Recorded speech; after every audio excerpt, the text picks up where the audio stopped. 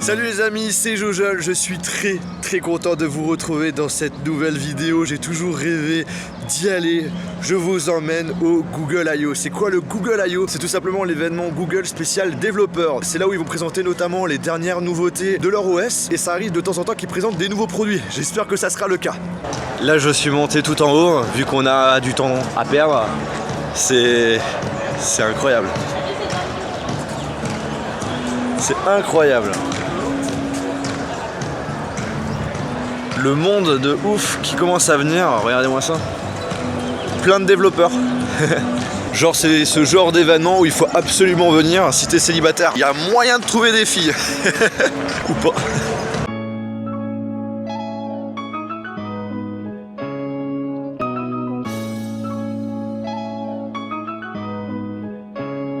C'est vraiment rigolo. Avant que la keynote commence, il y a des petits jeux assez cool. En fait, on nous invite à aller sur un site internet sur notre téléphone qui permet de jouer tous ensemble. Là, par exemple, une nouvelle partie d'avion. On a 4 équipes, rouge, vert, bleu et jaune. Et en fait, chacun sur leur téléphone pilote un avion et ils doivent rentrer dans un cercle. Et l'équipe qui rentre plus dans des cercles a gagné, tout simplement. Là, par exemple, Arnaud fait partie de l'équipe bleue et il doit rentrer, ah non, plutôt vert. Il doit rentrer dans les cercles. Va-t-il y arriver?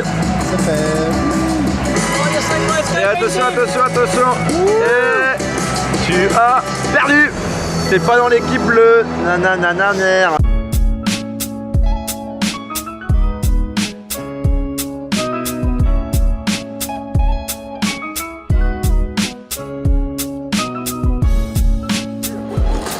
Bim, super, ah ouais, trop bien. On peut choisir la couleur et tout. On va le mettre de cette couleur là. Et on peut l'agrandir ou la rétrécir. On va faire une grande maison. C'est validé. Et maintenant, ma maison va s'ajouter directement dans le monde virtuel.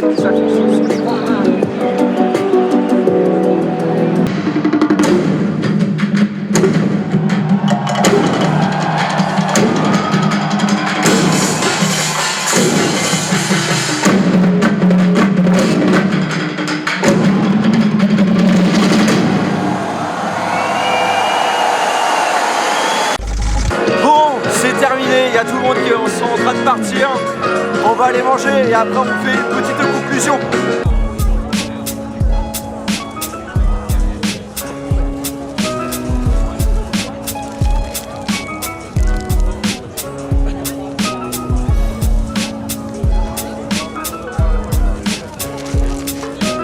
Bon voilà, on a bien mangé. On va vous faire un petit résumé donc du coup de la keynote en commençant par le plus important, ce qui va vous intéresser le plus, c'est notamment Android P qui sera le futur système d'exploitation de votre smartphone Android. Alors déjà, bien entendu, on a plein d'optimisations, notamment au niveau de la batterie, mais pas que, on a pas mal d'autres fonctionnalités. La très grosse nouveauté, c'est un nouveau geste. Là, il faudra prendre l'habitude. Alors vous savez, de base, en bas, on a à chaque fois le bouton retour, le bouton home et le bouton multitâche. Là, ça a complètement disparu, on n'a que le bouton home qui est sous la forme d'un petit trait. Et en fait, en faisant un slide vers le haut, on a la possibilité d'afficher les applications en arrière-plan. Pour supprimer une application en arrière-plan, bim, on fait un slide vers le haut. On a également les applications favorites et là, normalement, on doit avoir une barre de recherche sur Google. Sachant que là, on est sur un LG G7, peut-être qu'il n'est pas de base, mais ça sera le cas en tout cas pour les pixels. Aussi, vous l'avez remarqué, en affichant le multitâche, on a le bouton retour qui s'est affiché. Par contre, le bouton multitâche ne s'affiche plus puisque de base maintenant on a le multitâche qui s'affiche. En faisant un autre slide vers le haut, bim, on a les applications qui sont installées sur le téléphone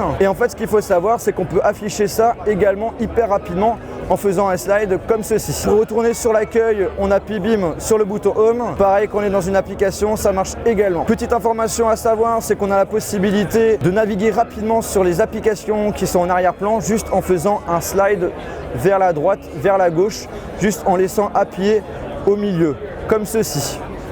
Autre changement, c'est esthétique, mais ça peut aussi vous plaire. La partie volume se situe cette fois-ci à droite. Bon, ça peut être quand même pratique lorsqu'on utilise le téléphone avec une seule main. Et en fait, on a un petit bouton qui permet d'activer le mode ne pas déranger, qui peut être pratique. Autre changement, ça peut être intéressant lorsque vous en avez marre que votre téléphone change au niveau de l'orientation, au niveau de l'écran. Lorsque vous voulez mettre le téléphone en mode paysage, bim, on a un petit icône qui s'affiche, on appuie dessus et l'écran se met automatiquement en mode paysage. Et pour revenir en mode portrait, Hop là. Il suffit de appuyer sur le petit icône. Et dernière nouveauté, imaginons vous posez votre téléphone, vous recevez une notification, vous voulez mettre rapidement votre téléphone en mode silencieux, il suffit de faire cela, tout simplement. Alors bien entendu, il y a d'autres nouveautés, mais là je vous ai présenté ceux qui sont les plus intéressantes pour moi.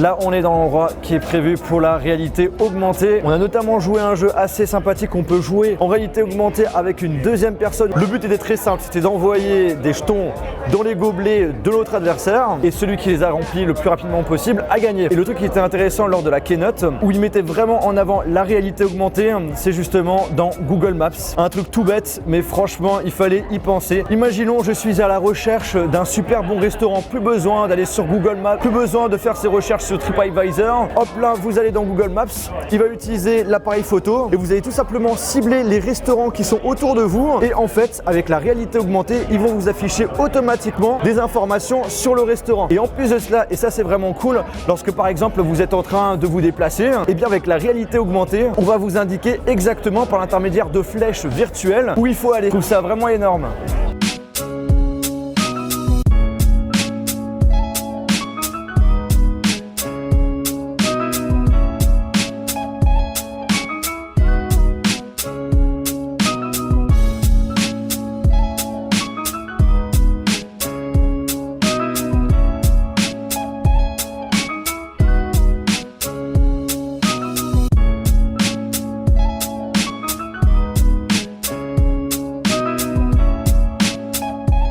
Alors ça, c'est pas tout nouveau, hein, ça a été présenté notamment au CES cette année. En gros, pour faire simple, vous fusionnez un dock, une tablette et un bic haut-parleur. Ça donne un Google Assistant Smart Display. C'est tout simplement une sorte de tablette où vous avez Google Assistant qui est intégré dedans. Vous avez la possibilité de regarder des vidéos YouTube. Vous avez bien sûr la possibilité d'activer le petit OK Google. Vous lui posez toutes les questions que vous souhaitez. Ce genre de produit, je pense que ça peut faire sa place notamment dans une cuisine. Par exemple, avec un grand écran comme ça, vous avez la possibilité de dire voilà, OK Google, j'ai envie de faire une tarte aux pommes, comment on fait? Et bien vous aurez sur l'écran une petite vidéo qui va vous indiquer ce qu'il faut faire, également les ingrédients, etc., etc. Bref, je pense que ça peut être un petit produit assez cool à avoir à la maison. Normalement, si tout va bien, ça sort en juillet. Il y a plusieurs marques qui se sont lancées là-dedans, notamment Lenovo et JBL. Hey Google, let's make some hearts. My English is not very good. Je sais pas si ça a marché. Hey Google, let's make some art. Okay, let me know what shape to start with. Avec l'accent de Jojo, ça marche pas. Hein. Hey Google, draw red circles. Sorry, I don't understand. Hey Google, draw red circles. Okay, drawing red circles. I think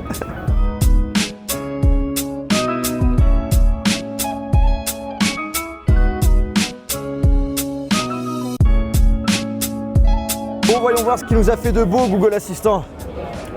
Moi je dis, c'est un artiste, hein, c'est vraiment pas mal. Hein. Je suis plutôt impressionné, même si j'aurais bien aimé que ça soit moi qui commande la chose, mais comme mon accent n'est pas terrible, bah voilà quoi. Donc là, on est au chapitre spécial Google Assistant. Et qu'est-ce qu'il y a eu comme nouveautés qui ont été présentées? Le fait qu'il y a 6 nouvelles langues, notamment en anglais. Je pense qu'en français, il y aura peut-être des nouvelles voix. Pour l'instant, on ne sait pas. Et une des choses qui m'a vraiment impressionné, après à voir si ça sera disponible en français cette année, c'est le fait que Google Assistant va complètement vous remplacer pour pas mal de tâches, du style par exemple, plus besoin de téléphoner pour prendre un rendez-vous chez le coiffeur. Vous demandez à Google Assistant de téléphoner pour prendre un rendez-vous, elle va le faire automatiquement. Et en plus de ça, ce qui est cool, c'est qu'elle peut interagir sans problème avec la personne qu'elle va recevoir au bout du fil. Et le truc impressionnant, c'est qu'il est capable de s'adapter aux contraintes en proposant des solutions.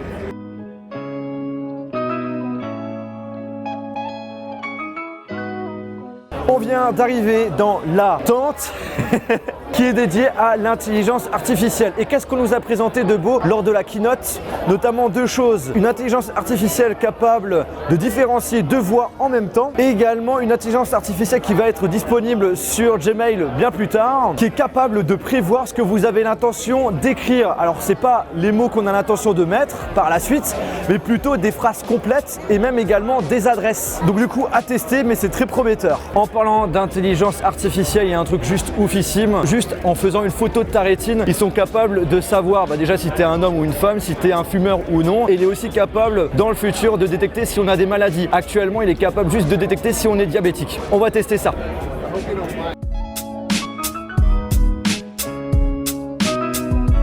Conclusion? C'est très bien, monsieur. Oh super, je suis rassuré.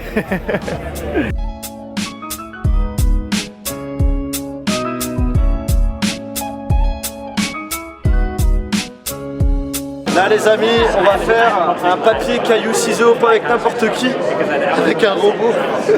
Papier, caillou, ciseaux. Ah merde, c'est vrai qu'il est ça. Il a fait Pierre, j'ai perdu du coup. Ah il m'a coupé. J'ai encore perdu. Ciseaux. J'ai gagné. Allez ouais. Ciseaux. Ah égalité. Bah non. Bah du coup j'ai perdu. Alors là on a trouvé un truc assez cool. Il va faire une photo avec cet objet. Est-ce que c'est bon? Oui, c'est bon, c'est vert. Ensuite, il va déposer l'appareil sur une feuille de papier. Il appuie sur le bouton et le petit robot va tout simplement dessiner son visage sur le papier. Je crois que c'est bien fini. Oui, c'est bien fini.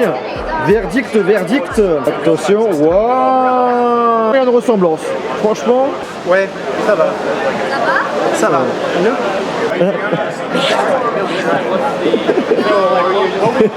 That's great.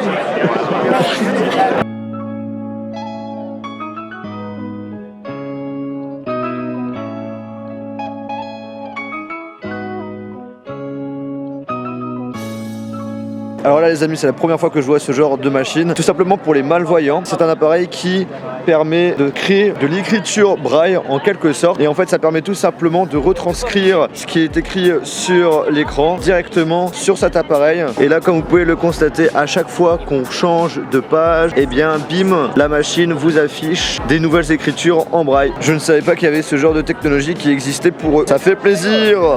Eh bien écoutez les amis, cette vidéo touche à sa fin. Franchement ça m'a fait plaisir d'être ici. J'ai toujours rêvé d'y aller et un rêve qui se réalise. Donc encore un grand merci à Google pour l'invitation, parce que ce genre de choses c'est pas tous les jours qu'on nous le propose, parce que la majorité du temps c'est assez fermé. Moi ce que j'ai bien aimé aussi c'est l'ambiance qui est derrière.